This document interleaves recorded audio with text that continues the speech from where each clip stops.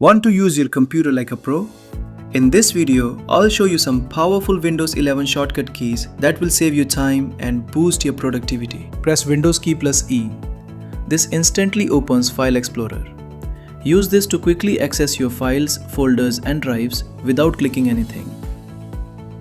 Press Windows key plus R. A small run box will appear.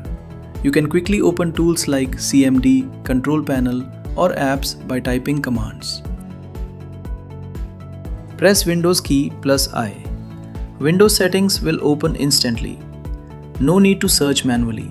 This is the fastest way to access settings.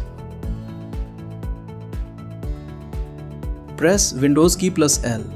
Your PC will lock immediately. This is very useful when you leave your computer and want to keep it secure. Press Windows key plus X. A hidden power menu will appear. From here, you can access Device Manager, Task Manager, and more advanced tools. Press Windows key plus Print Screen. Screen will dim briefly. Your screenshot is automatically saved in the Pictures Screenshots folder. Try using these shortcuts daily, and you'll notice how fast and efficient your workflow becomes. If you found this video helpful, don't forget to like, subscribe, and share it with your friends.